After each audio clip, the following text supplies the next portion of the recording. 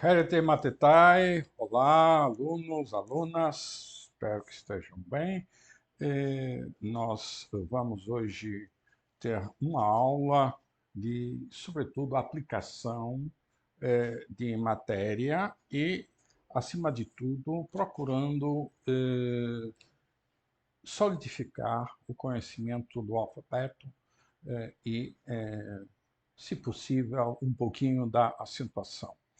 Depois, numa segunda parte, também iremos fazer alguns exercícios que têm alguma utilidade para o nosso conhecimento do vocabulário português de origem grega, não é? Os chamados helenismos, de que eu já falei, inclusive eu falei do livro que trata expressamente desse tema. Inclusive, eu tinha aqui o livro, eu vou até mostrar a capa, se estiverem interessados, depois pedem ao André que eu emprestei o livro para ele, que se chama exatamente Helenismos Portugueses. Da autoria do padre Antônio Freire, não é? Que eu conheci pessoalmente, inclusive eu contei aqui algumas histórias um pouco pitorescas e bem portuguesas e bem regionais da minha região, porque ele foi confessor de uma tia minha avó, não é? Que era minha tia e, simultaneamente, era a segunda esposa do meu avô. Portanto, era irmã da minha avó. A minha avó, coitada, faleceu muito nova, e depois meu avô casou com uma irmã dela, que era essa tal tia Lili, que era confessada, já idosa, né, desse senhor Padre Freire, né, que era o único confessor no qual ela confiava. Ele era jesuíta em Braga, né, então muitas vezes eu fui de carro levar a minha tia a ser confessada pelo Padre Freire, com certeza ele tinha uma paciência não beneditina, mas jesuítica, eh, e é extraordinário, não é? A humildade daquele homem. Ele oferecia vários livros. Este não tenho exatamente a certeza se foi oferta dele ou de alguma outra pessoa, mas realmente foi dos maiores helenistas e latinistas que houve em Portugal, apesar de não ser muito propagandeado exatamente pela sua condição de sacerdote jesuíta, não é? Portanto, ele era uma célula que tinha que obedecer aos superiores e fazer coisas que provavelmente, enfim, outro poderia fazer até melhor, não é? Mas ele obedecia, não é? Como, enfim, confessar velhinhas interior, não é? Quando realmente era um homem com um conhecimento ímpar do latim e do grego, não é? E de uma bagagem filosófica extraordinária, não é? Tem uma bibliografia imensa, muita dela publicada no exterior, inclusive na Romênia comunista, não é? E ele, padre católico, era muitíssimo respeitado, publicou lá alguns livros, participou lá em algumas conferências, em alguns congressos,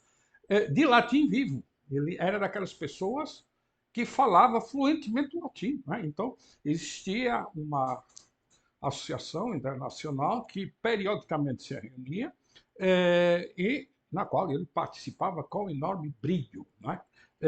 Como um dos, enfim, uma das pessoas que se expressavam em latim com a maior facilidade.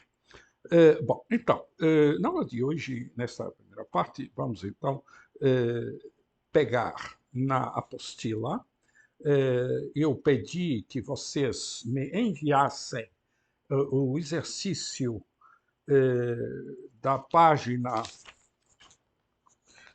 14, 15, portanto, se olharem para baixo, para o lado esquerdo, pelo menos o número 14 aparece do lado esquerdo da apostila, embaixo, na parte inferior.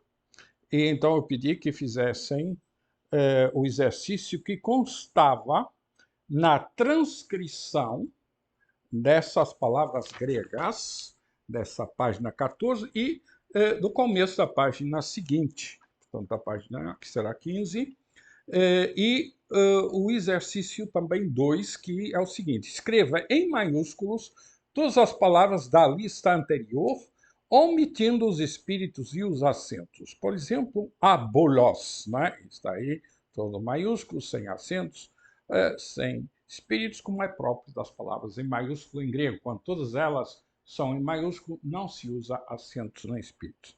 Agora, passando para o exercício 3 e 4, agora eu vou ocupar-me, nesta aula, do exercício 4, em romano, que é o seguinte: escreva em caracteres gregos as palavras da lista seguinte. Quando começadas por vogal, deverão levar um espírito brando, como, por exemplo, âncora. Agora, quando começadas por H, este equivalerá a um espírito áspero, já sabem a vírgula, como, por exemplo, hamartia, que significa erro, falta. No catolicismo, depois, ou no cristianismo, pecado. Hipomaquia.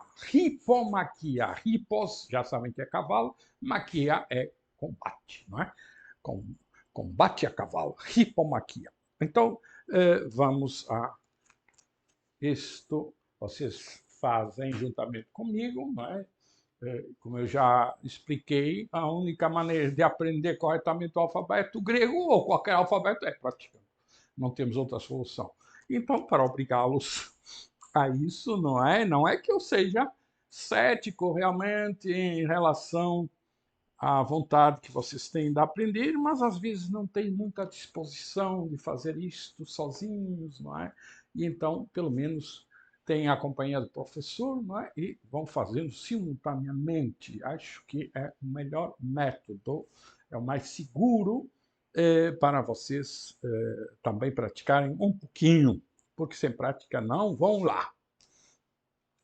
Primeira palavra, angelia. Angelia. Angelia. Reparem, temos duas guturais seguidas. Já sabemos que quando temos duas guturais seguidas, que são o gamma, o kappa e o ki, a primeira se lê como N. Então, eu aqui vou ler angelia e vou escrever alfa. O alfa não é expirado, por isso vai ter um espírito brando. E agora eu vou escrever dois gamas. Agora eu vou escrever um epsilon. Aquele é um E breve. Agora um lambda. Um iota com acento, angelia e um alfa final. Que significa notícia. E quem é que leva as notícias? Como é que se diz correio, mensageiro? Todo mundo conhece. Angelos. É o mensageiro, noticieiro, o correio. Depois, a palavra ela foi apropriada no cristianismo para significar, não apenas o cristianismo, enfim, faz parte também das tradições judaicas e muçulmanas, para significar um ser intermediário entre os homens e Deus. Angelos, mensageiro. Depois, Hanchistos. Hanchistos significa muito próximo. Alfa, gama, aquele CH representa um Ri, agora um iota, um sigma, um tau, um ômicron e um sigma final. Sigma interior, sigma final. O espírito é brando, porque a palavra não é expirada, coloca-se primeiro o espírito e depois tem o acento na primeira sílaba, não é? Fica ao lado, coloca-se o acento ao lado do espírito. Anchistos. Muito próximo. Muito próximo. Agora, uma palavra que já conhecem, não tem dificuldade nenhuma para vocês, já escrevemos inúmeras vezes, já, inclusive, tivemos vários textos, já vimos vários casos da palavra. Adelphos. Adelphos, irmão. Já vimos o genitivo dela, não é? Adelphu. Tu, Adelphu, do irmão. Não é? Adelphos, o irmão. Adelphos. Depois, segue-se a palavra asdelos. Asdelos, melhor. Asdelos. Alfa, com espírito e acento. Acento fica do lado direito do espírito. Depois temos zd, é o zeta. Z, zd. Depois temos um elongo, é um eta em grego. Depois lambda, omicron, sigma. Asdelos, asdelos, asdelos, zelos. Aquele A é o chamado alfa privativo. Zelos pode significar invejoso.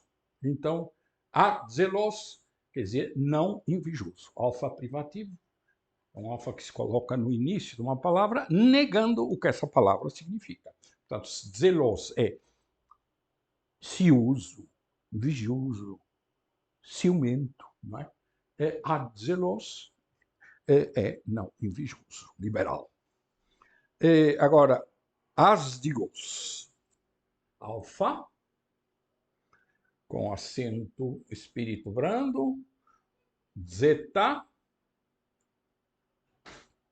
y, gamma, omicron, sigma, aziugos, aziugos, aziugos. Temos aqui a mesma coisa, alfa privativo, ou negativo, ou privativo, e depois a palavra ziugos, que tem a ver, ou tem uma origem indo-europeia comum ao latim, jugum, que dá em português jugo, né? O jugo. Sabem o que é o jugo, não é? Aquela peça, aquela alfaia agrícola que se coloca no pescoço dos animais, não é? Dos bois, ou dos cavalos, ou das mulas, para puxarem um carro, não é? Ou para ararem. O jugo. Átios, não submetido ao jugo, sem jugo. Agora, aer, alfa, e este é longo e tem o acento em cima dele. Aer, aer, ar, ar, aer. Depois, outra palavra que todo mundo conhece, atletes, atletes.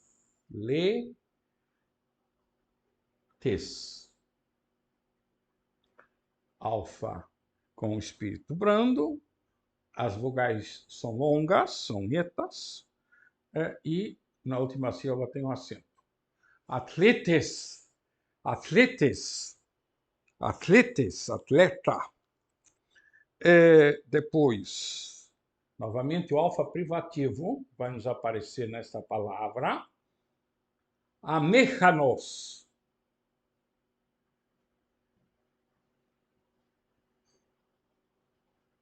Amechanos, o acento fica em cima do eta. Reparem, a última vogal é breve, e então o acento pode ficar na antepenúltima sílaba. Se esta vogal fosse longa, por exemplo, no genitivo, será amecano, porque esta final será um U longo, escrito como ômicron Y. Então, no genitivo fica amecano, mas no nominativo, como a última sílaba é breve, fica na antepenúltima, né? É uma proproxítona. Amechanos. O alfa é privativo. Privativo quer dizer que mechanos é hábil, não é? Nós temos em português mecânico, não é? Que vem daqui, tem esta origem nesta palavra. Mechanos. Amechanos, que não sabe mexer nas coisas, inábil. Desagitado. Anapfero é um verbo É um verbo composto de um dos verbos mais comuns em grego, que é o verbo fero. Fero, em grego, significa levar, além de muitas outras significações. Existe em latim um verbo exatamente igual, fero. Não era? Fero faz ferretulilatum. Transportar, levar, é um verbo irregular em latim. Em grego temos fero, não é? Quase igual. Aqui temos um verbo que é um verbo composto, não é? A partir de fero e com o prefixo aná. Esse prefixo aná significa para cima. Levar para cima significa levantar, não é? Aná é um prefixo, aná significa para cima. Usa-se também como preposição, não é? Anábasis. Quando falamos de Xenofonte, nós falamos da anábase, significa, então, quando os gregos, eles regressaram, não é? Eles vieram para cima, eles regressaram para a Grécia, para o litoral da Ásia Central. Então, esse movimento se exprime pela palavra anabasis, não é? Dele para cima. Aqui, o verbo fero, não é? Levar, ana, fero. Levar para cima, levantar. Eu levanto. A primeira pessoa do singular do presente indicativo. Em grego, os verbos na voz ativa ou terminam em o ou terminam em mi. Tem essas duas terminações, essas duas desinências próprias de primeira pessoa do presente indicativo ativo. Depois, outra palavra, axia. É o espírito brando, um xi, axia, reparem, não confundam com os de ou z, adjuvos. E aqui é axia. Axia. Preço. Harmonia, todos conhecem. Aqui já vamos ter um alfa aspirado, que nós em português, pela escrita, representamos com um H, apesar de não pronunciarmos. A nossa escrita, enfim, é semi-perfeita, não é? Tem algumas imperfeições, ou, por um lado, faz algumas concessões à etimologia, não é? Nesse tipo de palavras que usam o H, para lembrar aquelas pessoas que sabem grego que ali era uma vogal aspirada. Então temos a harmonia. Harmonia. Depois temos harmônicos, que é o adjetivo correspondente à harmonia. Harmônico, harmonioso. Harmônicos, com o acento na última. Depois, engerasco. Reparem, temos dois gamas, o que significa que o primeiro vai ler-se como uma nasal. Depois temos um eta, longo, rho, alfa, acentuado, sigma, kappa e ômega, primeira pessoa. Engerasco, eu envelheço. Engerasco tem a ver com geras, ou com geron. Geron quer dizer velho em grego. Geron. Geras, também velhice. Então, esse elemento nós em português temos, não é? Geriatra. Geriatra. Ger, o elemento de velhice, e depois iatros, que em grego significa médico. Geriatra, médico dos velhos. Engeresco, temos então aqui o prefixo en, que aqui se representa com um gama. Gerasco, tornar-se velho, envelhecer. Em português temos exatamente o mesmo procedimento. Temos o prefixo em, e depois o elemento velho, e depois o elemento próprio para a formação de verbos, não é? O sufixo verbal é ser, não é? Significa transformação, envelhecer. Exatamente um processo similar ao grego. Engerasco, não é? En, depois gera, velho, e depois o sufixo para a formação de verbo. Asco, envelheço. Engrafei, epsilon. O espírito é brando. O primeiro gama você vai ler como new. Depois o rho. Depois o alfa. pH corresponde ao phi, ao P aspirado. Depois o eta com um acento.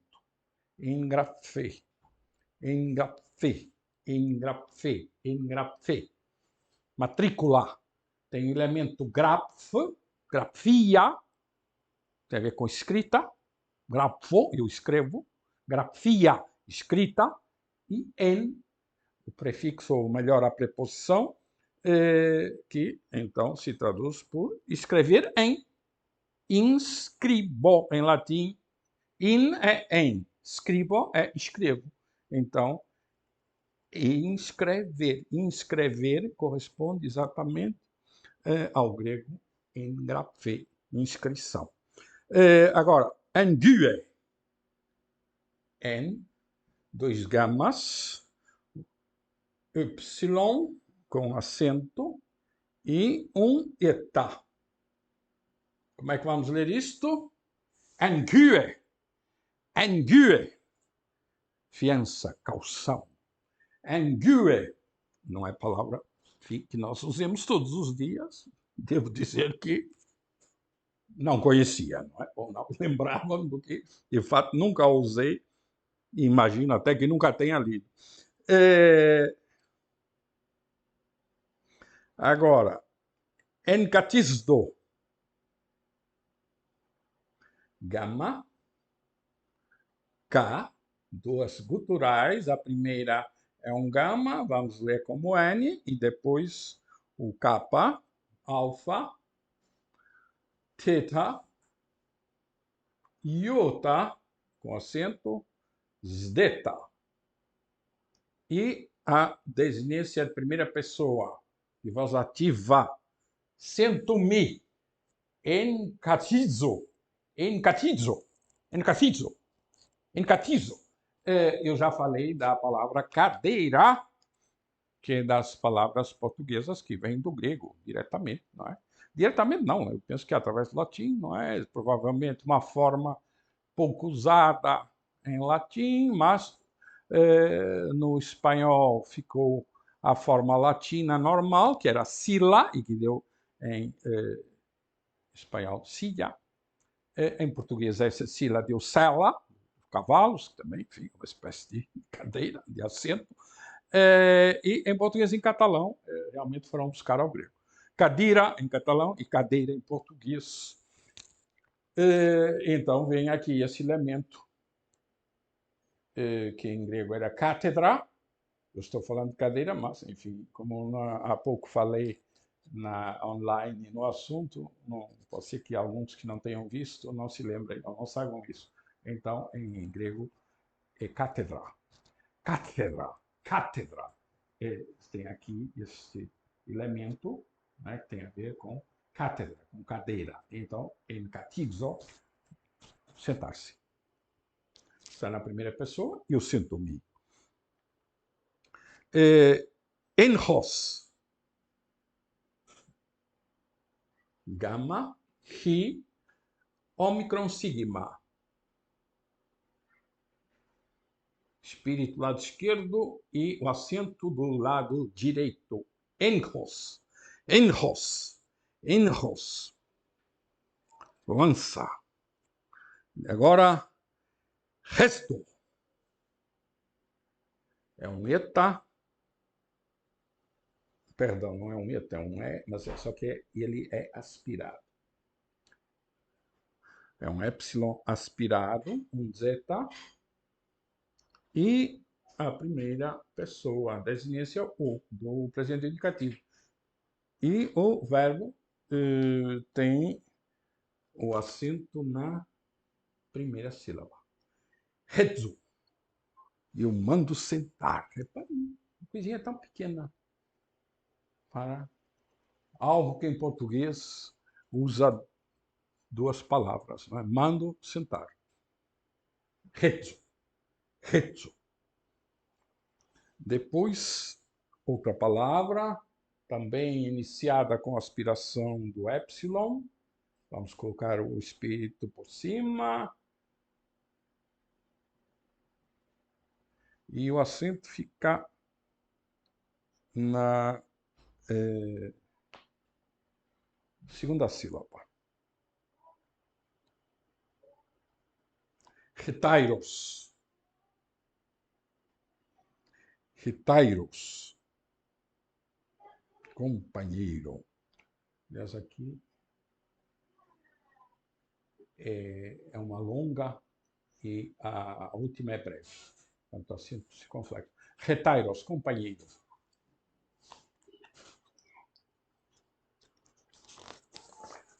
Outra palavra que essa vocês conhecem do português, que é hegemonia. Começa com um eta aspirado, gama, epsilon, mu, omicron, nu, iota, alfa. Comando, hegemonia, domínio, comando. Agora temos aí, primeira pessoa do presente indicativo, não um verbo, que tem uma conjugação que nós chamamos mediopassiva, portanto, tem desinências de voz passiva. Eta, aspirado e acentuado. Redomai. Redomai. Eu alegro-me. Alegro-me, né? É chamada voz mediopassiva.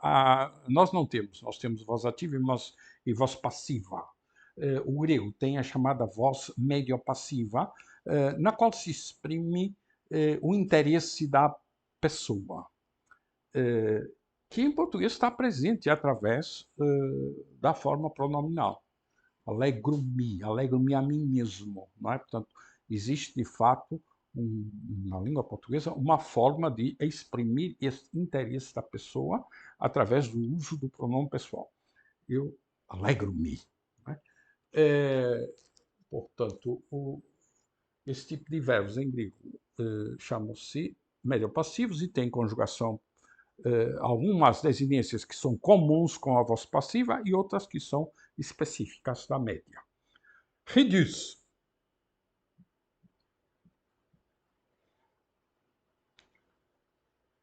Acento fica no Y. Reduz. Doce. Doce. Reliquia. Eta. Aspirado. Lambda. Iota. Kappa. Iota. Acentuado. Alfa. Reliquia. Juventude. Agora temos um eta. Temos um ômega com um acento agudo, o espírito para indicar aspiração. Reos, aurora. Não é? A aurora de dedos róseos. Rododactyla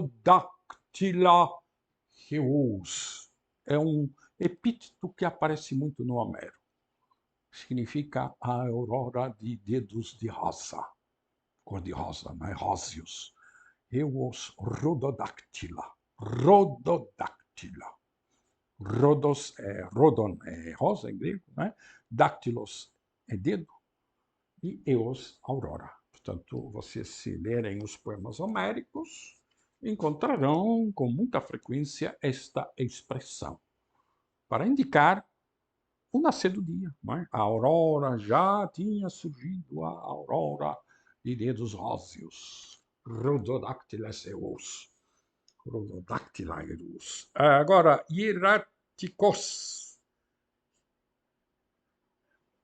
Esse iota é aspirado. E segue-se um epsilon, um rho, um alfa, um tau, um iota, um kappa, um ômicron e um sigma final. Hieráticos. Nós temos em português o adjetivo hierático. Era um cara nada simpático. Estava sempre em umas atitudes, umas poses hieráticas, não é? Muito sério, muito sisudo, hierático, não é? E tem, enfim, a tradução literal é sacerdotal, não é? Sacerdotal. Hiknomoia. Agora temos aqui de novo um iota aspirado, depois temos um kappa, um nu, um ômicron sigma, um ômicron y, que vamos ler como U, acento circunflexo, e a desinência de primeira pessoa de presente indicativo da voz média ou da voz passiva. Mai. Iknumai. Iknumai. Eu suplico. Portanto, é uma atitude de suplicante, não é? Os suplicantes, aquelas atitudes em que a pessoa se prostra, não é? E normalmente colocava a mão no joelho daquela pessoa a qual suplicava. Que é o elemento knu, não é? Que provavelmente tem a ver com joelho. Vocês lembram do inglês knee, knee, que escreve com K, não é? Knee, mas é um K-N, e tem a ver, portanto, com a ideia de joelho, que em latim é geno, geno, não é? Agora, hipodromos. Reparem, a situação é diferente do português. Pelas regras que vocês já conhecem, nós as palavras de origem grega, nós acentuamos, tendo em consideração que elas passaram pelo latim. Então, em grego é hipodromos. Palavra composta, não é? De hippos e de dromos. Dromon é corrida, não é? Então, hipódromo, hipodromos. Só que em latim, como a penúltima é breve, aqui não tem dúvida nenhuma, nós sabemos que ela é breve, é um ômicron. Se fosse longa, era um ômega. Então, pelas regras da acentuação latina, o acento recua para a antepenúltima, e em latim vai ficar hipódromos, né? E em português, hipódromo, e não hipódromo, como é em grego. Agora, também ligado com os cavalos, temos hipotrofein.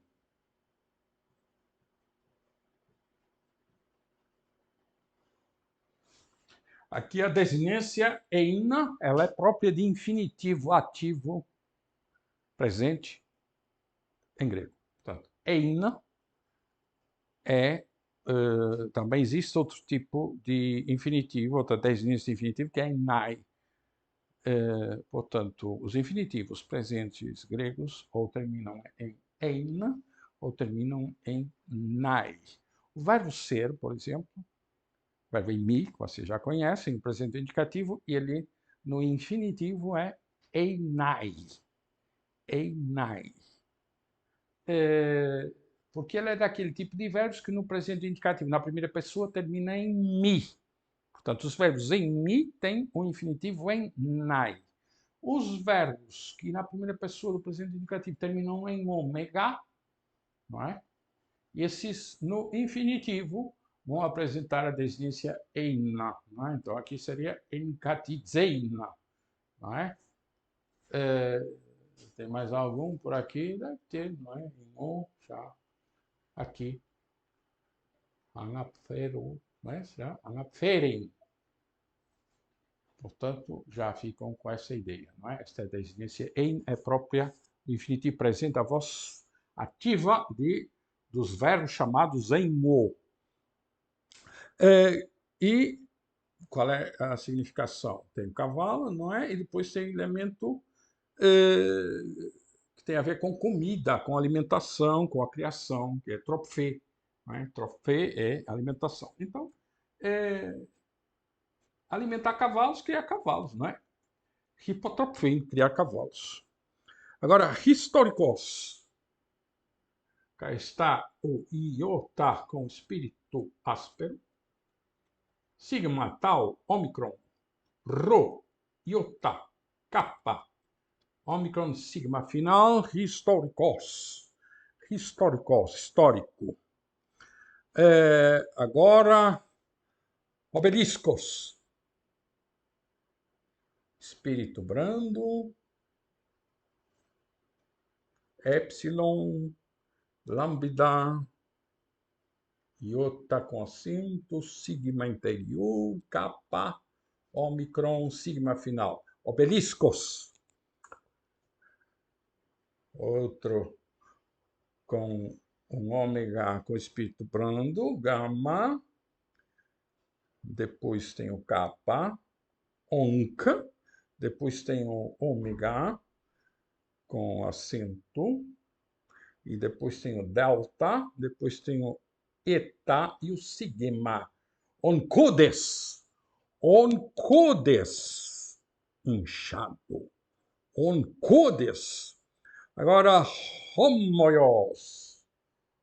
Homoios. O ômicron é aspirado. Mu, ômicron. Iota, ômega, sigma final. Acento no iota, homoios. Aliás, acento não, estava aqui a deixar me enganar pelo português. Homoios, homoios, como eu li, semelhante, igual. Homoioteleuto é uma figura de estilo muito comum, não é? Enfim, na análise estilística, que significa o quê? Teleuto tem a ver com telon, em grego significa, ou telos, que significa final. Homoioteleuto é que tem a figura de estilo que consiste em usar palavras com os mesmos finais, não é? Rimas, não é? Fazer, conhecer, ler, não é? São homoteleutos. Depois, homopatrios. Homopatrios.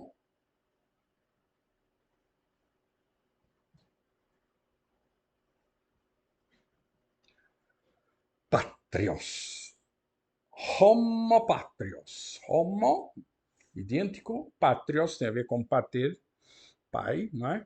Então, homopatrios quer dizer filho do mesmo pai, pai comum, não é? Pai semelhante. Homopatrios. Agora,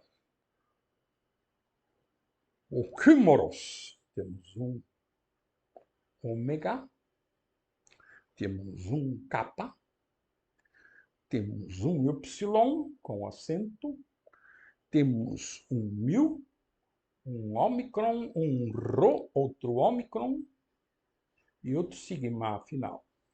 O cúmulos, que mata depressa. O cúmulos, aqui falta o espírito, não é? Em cima do ômega, para indicar que não tem aspiração.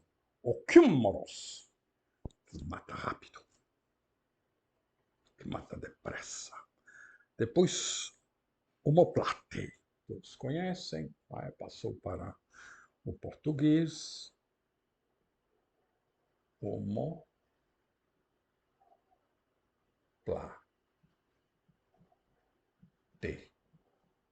Homoplate. Portanto, aqui o espírito é brando. Homoplate. Homoplate. Homoplata. Agora, hora. O espírito é rude, ou áspero, né? E acento. Hora. Hora, que significa em grego estação. Estação do ano, normalmente, né? E depois passou a designar um período de tempo de 60 segundos, não é? 60 minutos. Hora, não é? Eu estava variando. Agora aqui temos de novo o ômega, com o espírito rude. Temos o rho, temos o alfa, iota, ômega com acento, tau, eta, sigma final. Horaiotes. Horaiotes. Horaiotes. Juventude em flor, não é? Hora, não é? Depois a ideia de juventude. Horaiotes. E agora o espírito branco, Φ,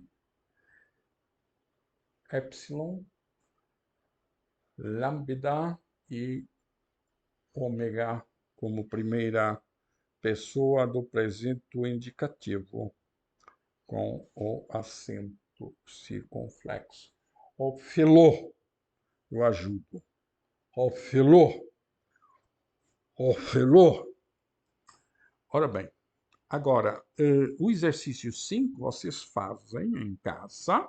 Escreva as seguintes palavras com maiúscula inicial. Não é? O 5 grego, 5, aliás, latino, que se reparte por duas alíneas, A e B, vocês fazem como exercício. Eu não vou controlar, não é? Mas tenho fé que vocês vão fazer isso. Agora, nós vamos dedicar algum tempo ao exercício 6. O exercício 6 é o seguinte. Com base no vocabulário grego das palavras anteriores e no que é fornecido a seguir, portanto, mais à frente, na página seguinte, tem vocabulário, com algumas palavrinhas que não apareceram atrás. Analise e explique o significado das seguintes palavras.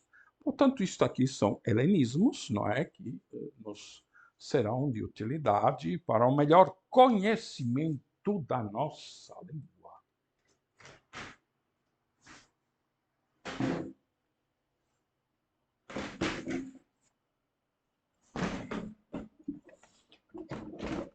Vamos ver se isto serve. Ora, aeródromo. Aeródromo.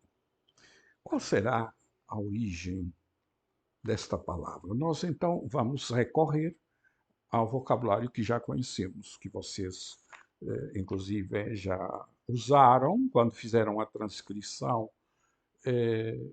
das palavras gregas e aquelas que nós agora vimos, acabamos de ver. Portanto, vamos combinar todo esse vocabulário já conhecido e também o vocabulário que está mais à frente, não é? No final, então, na página seguinte, exatamente com o título de vocabulário. Então, quais são os elementos que entram na composição de aeródromo? Vocês sabem que é um aeródromo, não é? É uma pista da aviação, não é? Onde pousam aviões, normalmente, pequenas dimensões, não é? Mas a significação pode ser extraída a partir de duas palavras gregas. Aer, que nós vimos há pouco,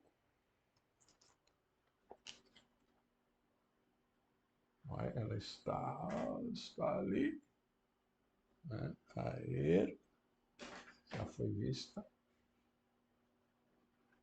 E no primeiro exercício que vocês fizeram, aparece dromos, não é? Dromos. Corrida. Aer e dromos, portanto,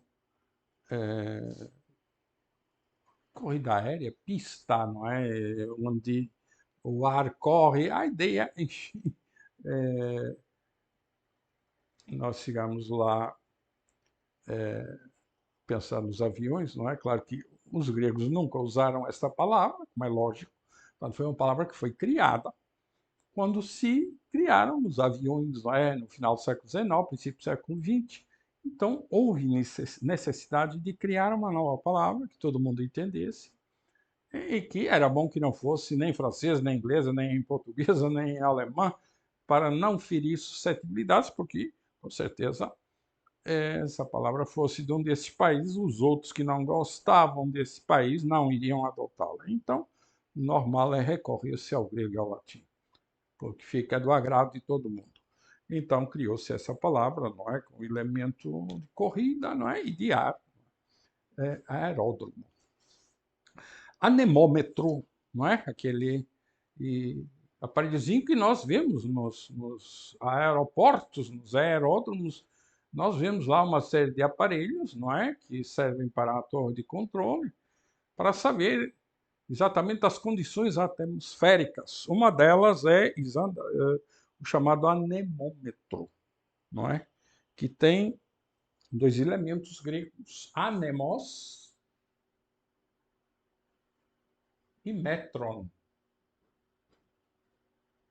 Anemos, vento, e metron, medida. Então, aqueles semicírculozinhos, não é, que estão rodando para medir a velocidade do vento, são os anemômetros. Anemos, vento, e metron, medida. Ánodo. Aqui temos dois elementos. Temos aná, que vocês podem encontrar no vocabulário à frente, em que ele fala de aná como significando essa preposição para cima. Né? E temos depois um substantivo muito comum em grego, que é rhodos, que significa caminho, estrada. No caso dos ánodos, não é? E eles são os elétrodos positivos nas pilhas, não é? É por onde entra a corrente, não é? Portanto, é o eletrodo positivo. A corrente vai para cima e entra, não é? É o caminho pelo qual a corrente elétrica entra. Ánodo, não é? Aná mais rhodos, caminho. Antropófago, não é? Todo mundo conhece o antropos, homem, ser humano, antropos, não é? E depois o elemento que tem a ver com comer, não é? Aparece, eu penso que apareceu já no vocabulário que vocês já transcreveram. Está lá ou não? Está. Faguein, fago. Está no infinitivo. Faguein, no infinitivo. Comer. Eu como é fago. Fago. Então, antropófago. Como gente. Antropófago. Faguein, tanto comer, antropos, seres humanos. Antropófagos, ou canibais. Antropologia, não é? Aqui tem o mesmo elemento antropos, homem, não é? E logia tem ideia de ciência, não é? Que trata do homem de uma forma, enfim, específica, não é? Tomando principalmente o homem numa fase ainda pré-histórica, não é? Normalmente. Antropomórfico. Aqui tem antropos e depois tem morfê. Não é? Morfia, não sei exatamente se apareceu, ou qual das variantes apareceu no exercício que vocês fizeram. Morfê, forma, apareceu essa forma, morfê, forma, não é? Que aparece morfologia, antropomórfico, quer dizer, com forma de homem, não é? Então, os homens tendem a atribuir aos deuses uma figuração antropomórfica, não é? Com a forma de homem, não é? Aparece Júpiter com umas barbas, não é? Vênus como uma mulher muito bonita, etc. Não é? A aristocracia, não é? Tem o elemento aristos, que significa os melhores, vem no vocabulário que está à frente, aristos. E depois o elemento que tem a ver com domínio, com poder, não é? Que é o verbo no infinitivo. Vocês colocam o verbo kratein, na primeira pessoa do presente, kratou, não é? No infinitivo, kratein, dominar, senhorear, governar. Não é? Então, aristocratei, aristocracia, kratia será o regime, não é? Domínio político, o regime político, é dos melhores, aristocracia. Não é? Ateu tem o alfa negativo ou privativo, e depois a palavra que significa Deus, não é? Theos. Ateos, o alfa negativo, não é? Ou privativo. Ateos, sem Deus, não Deus. Ateu. Atimia tem o mesmo alfa negativo e depois tem o elemento timos, que em grego tem um sentido vago, não é? Genérico, de coração, sentimento. Atimia é uma ausência de reações, de sentimentos, não é? Associa-se a certas perturbações ou problemas do foro psiquiátrico, não é? Portanto, que a pessoa fica indiferente, não é? Parece que não tem reações, não tem emoções perante nada, não é? Atimia, ou atimia, pronúncia regional. Batista, aqui está com a escrita que era normal em Portugal antes da reforma ortográfica, não é? É certo que ninguém lia Baptista, mas escrevia-se Baptista, de acordo, aliás, com a etimologia. Então, a origem é exatamente o verbo baptizein. Então, deixa eu ver como é que fica. Portanto, vou colocar no infinitivo. Baptizein. Baptizein significa mergulhar. Mergulhar. Claro, depois passou a ter dentro do cristianismo uma significação específica, não é? Um mergulho que faz a pessoa entrar dentro de uma comunidade religiosa específica. Mas o significado grego baptizein é mergulhar, simplesmente.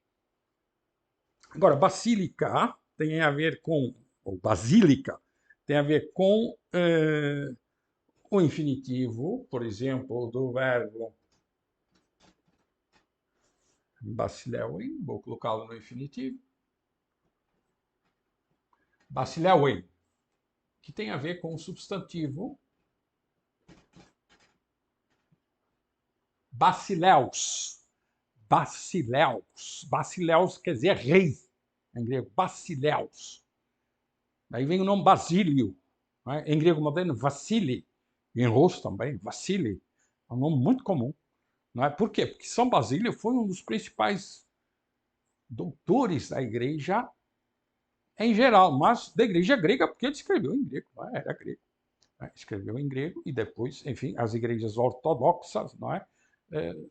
Seguem mais a tradição grega, não é? Seja a igreja russa, a igreja grega propriamente dita, a igreja ortodoxa do Egito, não é? Os coptas, não é? Seja depois os sírio-libaneses, não é? Portanto, seguem mais essa tradição oriental e por isso nesses países é muito frequente o nome Basílio, não é? Ou Vassili na forma mais moderna. Basileus, portanto, rei. A partir daí forma-se basílica, significa a igreja principal. Uma basílica, hoje perdeu-se um pouco essa, para nós sim, é uma igreja grande, de fato. Só que a ideia originária é que era a principal de um conjunto de igrejas. Não é? É essa ideia que está na base desse substantivo, basílica. Batimetria tem dois elementos, o elemento metron, medir, não é? E o elemento batius. Batius significa profundo, Batius. Batiscafo. O batiscafo, não é? É uma espécie de um submarino que se usa sobretudo na oceanografia, não é? Para descer a grandes profundidades, não é? Aqueles abismos que existem em alguns oceanos, não é? Imensas profundidades. Então, usa-se aquele submarinozinho, não é? Cheio de luzes e de instrumentos, que é o chamado batiscafo, não é? Scapho, em grego, significa mergulhar. Então, mergulha também tem uma espécie de sinônimo de batizo, não é? Mergulhar nas profundidades, batiscafo, do Dr. Picard, um francês que fez, acho eu que foi até o inventor do primeiro batiscafo, o Dr. Picard, não é? Depois teve outros franceses que também se dedicaram à oceanografia, não é? E Batius. Então, batimetria é medição das profundidades. Batracófago tem um elemento que já conhecem, fagen, comer, fago, eu como, e tem outro elemento que é batracos.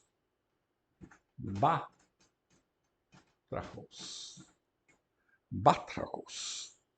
Significa rã. Batracos. Plural, batrachoi. É o nome de uma das peças de teatro, das comédias mais conhecidas do teatro grego, não é? Do Aristófanes. As rãs, não é? Batrachoi. Batrachoi, que aliás foi meu livro de texto no terceiro ano de grego da universidade, na Faculdade de Letras da Universidade de Coimbra, do curso de Filologia Clássica. A grande parte das aulas de língua grega 3 eram consagradas à leitura e tradução feita pelo aluno desta peça. É claro, começava em outubro e ia até junho. Não é? E a peça foi toda estudada aqui por este humilde servidor. Não é? O professor foi o professor Américo da Costa Ramalho, eminente helenista e, sobretudo, eminente latinista. Foi realmente o criador dos estudos aos quais eu me consagro sobre o humanismo português. Ele é que é o patriarca, e eu sou um seguidor humilde. Mas também foi um grande helenista, como eu já falei. Ele era doutorado por Oxford, e inicialmente em grego. Portanto, a tese de doutorado dele, que eu tenho aí, que ele me ofereceu, impressa em Oxford, é exatamente dipla onômata no teatro de Aristófanes. Dipla onômata quer dizer nomes duplos, nomes compostos, portanto, criações que o Aristófanes fez, portanto, criou com imensas palavras, não é? Tudo com um sentido satírico, cômico, não é? Ele não poupava ninguém. Mas um dos ódios de estimação dele era o Sócrates, não é? O Sócrates leva porrada por tudo que todos os motivos, não é? Desde gostar de menininhos, a ser avarento, a levar porrada da própria mulher, não é? Então, é tudo ali posto em palco, em cena, não é? E o Sócrates assistia e ria-se, não é? Era um verdadeiro filósofo, um santo, não é? Então, Batrachoi. As Rãs é o nome dessa peça que eu devo ter aí numa edição inglesa ou americana, com texto, e tem uma tradução também do meu mestre, não é, com uma excelente dedicatória que ele, enfim, saiu impresso, não é, agradeceu ao seu discípulo fulano por ter incentivado a que ele publicasse aquela tradução, se tivesse essa gentileza, que eu não posso esquecer aqui e lembrar de quem merece ser lembrado, não é? Porque uma das coisas tristes que se verifica hoje é que as pessoas, os grandes homens que nos ajudaram e que ajudaram a humanidade são esquecidos, não é? Morrem como se fosse um cachorro que se enterra no lixo, não é? Mas não, nós devemos, não é? Muito a quem nos ensina. Não podemos esquecê-los, nem ignorá-los, nem enxovalhá-los, nem inventar calúnias contra eles. Isso é pior vício humano, não é? Que nos desgosta com a humanidade, é a ingratidão. Bom, então, continuando, batacófago é o que come rãs, não é? Os franceses apreciam as rãs, é um petisco muito apreciado em toda a França. Eu não tenho nada contra, mas nunca comi, nem tenho interesse em comer, não é? Por pena do próprio bichinho, não é? Me dá pena, vejo aquele olhinho grande olhando para mim, sou incapaz de comer, não é? Mesma coisa que comer um macaco, seria incapaz de comer. Biologia, não é? Temos bios, vida, não é? E logia, o estudo, não é? Da vida. Bios, todo mundo conhece. Biografia, descrição, não é? Grafia, escrita sobre a vida de alguém, não é? A descrição da vida. Blasfemo, aqui temos uma palavra grega, blasfemia.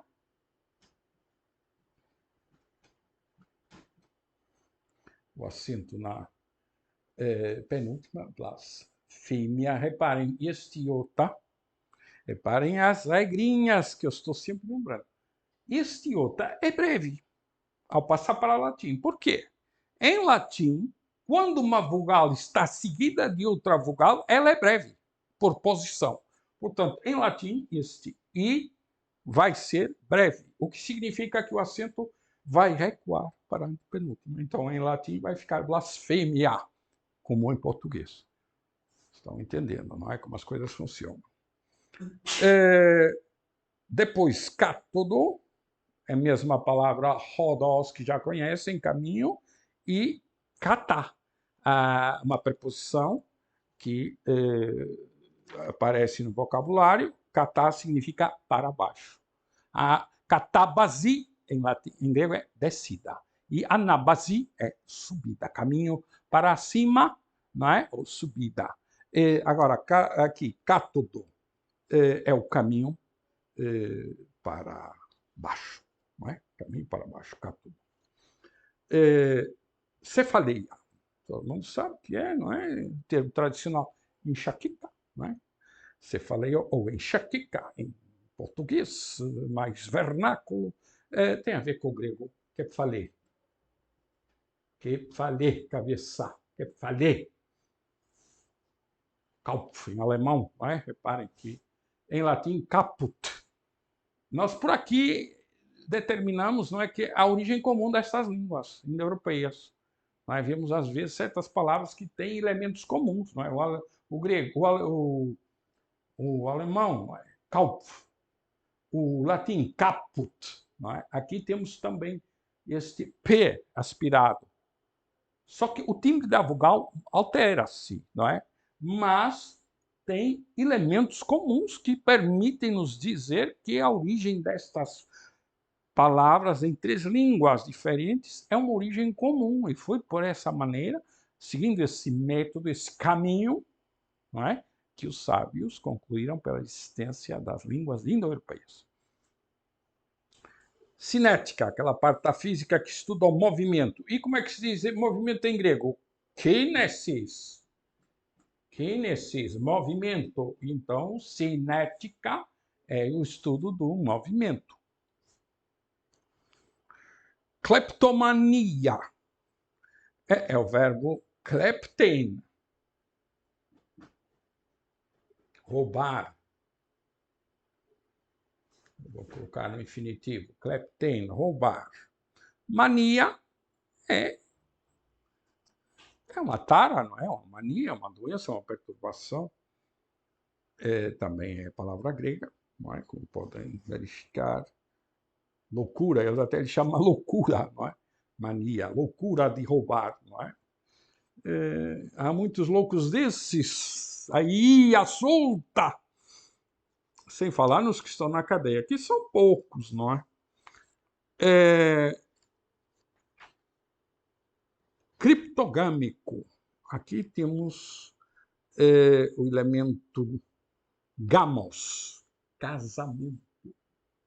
Gamos, não é? Casamento. Monogâmico. Monos é único, não é? Gamos, casamento. Um só casamento. não é? Monogâmico, que só tem uma esposa. Cryptos é escondido.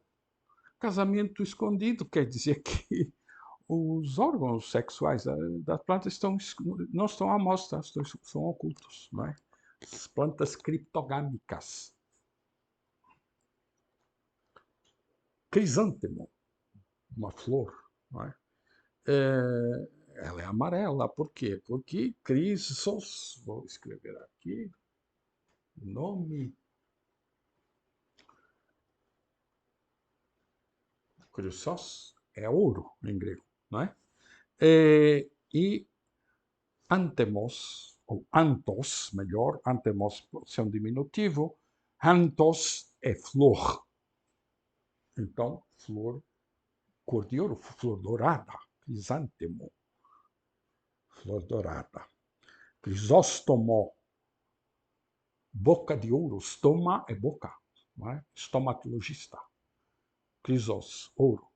Crisóstomo, boca de ouro, aplicada ao santo, também da Igreja Oriental, doutor da Igreja, um grande escritor da língua grega, São João Crisóstomo, não é? Que a Igreja Católica celebra no dia 13 de setembro, data que eu conheço por motivos muito particulares. Portanto, estou abençoado porque nasci num dia de um dos patriarcas da Igreja grega e um dos maiores escritores nessa língua. Depois, democracia.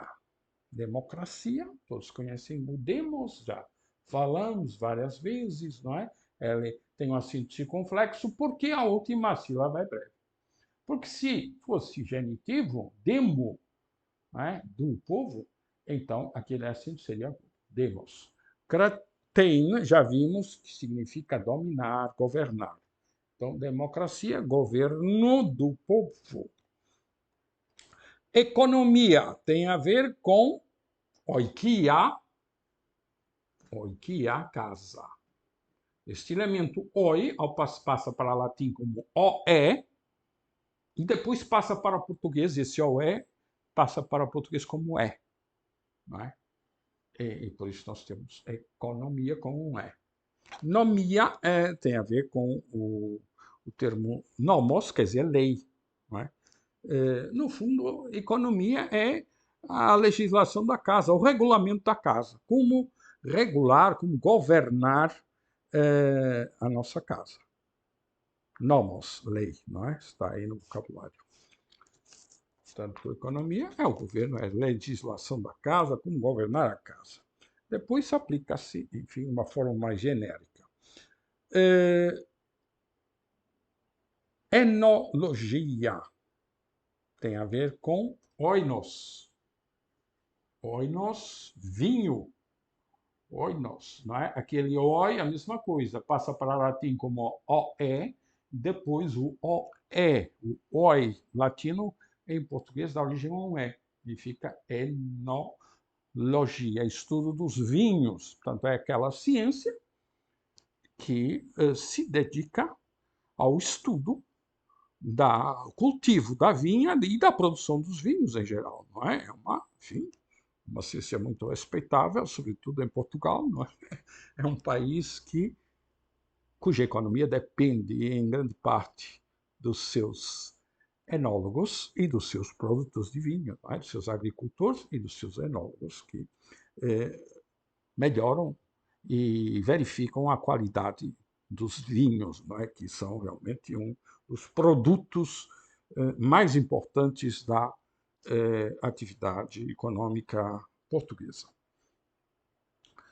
Depois, eremita tem a ver com jeremia,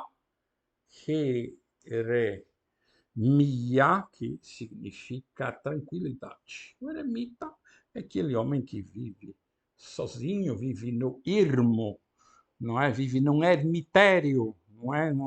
Uma casinha, uma capelinha isolada, para poder ter tranquilidade, estar longe dos outros, não vive em comunidade, não é?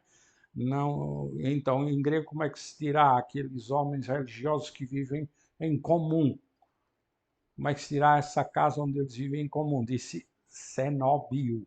não é? Porque tem o elemento bios e o elemento koinos, que significa comum, não é? Koinobios, cenóbio. Cenóbio é o mesmo que mosteiro, ou seja, uma comunidade onde existem vários religiosos que levam uma vida em comum. Exatamente com o oposto dos eremitas, não é? Ou ermitas. Às vezes aparece a forma eremita e a forma ermita. E temos a palavra ermida, não é? Uma capelinha isolada, não é?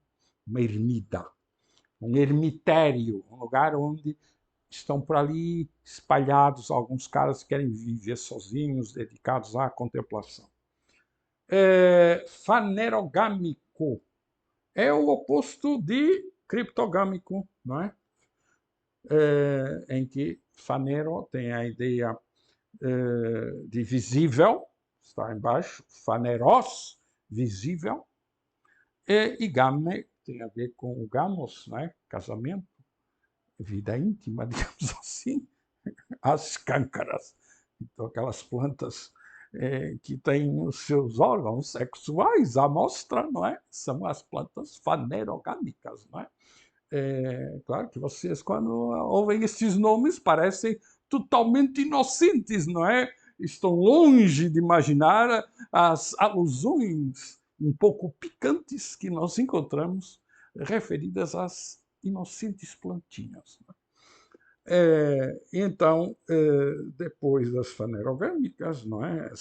Sem vergonhas, passamos para a galáxia, que tem o elemento gala, que é leite em grego, não é? Gala, leite. Portanto, a galáxia é a Via Láctea, caminho das estrelas, não é? Não é bem o caminho das estrelas, é um caminho branco, não é? Branco por quê? Porque tem, de fato, muitas estrelas, não é? Que parecem brancas, não é? Então, galáxia portanto, o elemento ligado com leite e depois o elemento de abundância e de caminho, tanto que nós às vezes falamos de constelações, não é? Inúmeras estrelas. Geografia tem o elemento G, terra, né? G, vou escrever aqui, e depois grafia, descrição da terra, né? Geografia. Hedonismo tem a palavra grega hedonei, vou escrever aqui, e eu não posso continuar muito porque de fato estamos já ultrapassando o nosso horário e não posso tomar também, tornar pesado, não é? Hedonê, prazer, não é? Então, hedonismo é aquela concepção da vida que tem como orientação só fazer e procurar aquilo que dá prazer, não é? Aquilo que é agradável. Portanto, é uma filosofia de vida que tem seus riscos, não é? Porque tudo se paga. Então, se você só vai olhar para o prazer, ao fim de algum tempo, deixa de ser prazer e torna-se dor, não é? E por isso o hedonismo nunca teve assim uma grandes seguidores, não é? O que muitas vezes se confunde com o hedonismo é o epicurismo, que é totalmente diferente. Não é? O epicurismo, sim, acha que devemos procurar o prazer.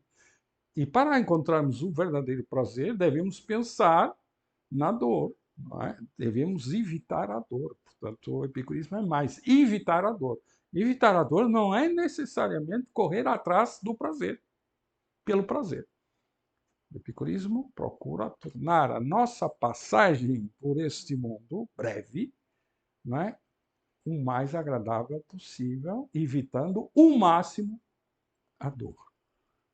Isto é muito diferente de hedonismo. Por isso, às vezes, as pessoas erradamente confundem hedonismo com epicurismo.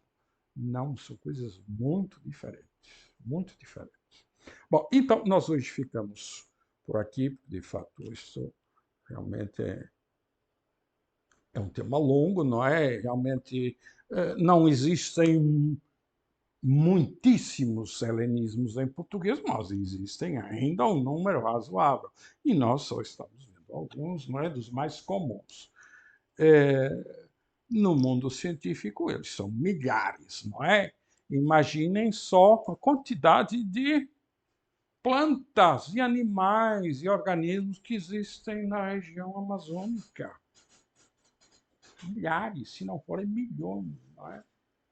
E quase todos eles têm nomes gregos. É por isso há muito que se lhe diga, não é? Na questão dos helenismos. Bom, nós então hoje ficamos por aqui. Eu despeço-me com amizade, desejo saúde a todos e Haidete Matedade.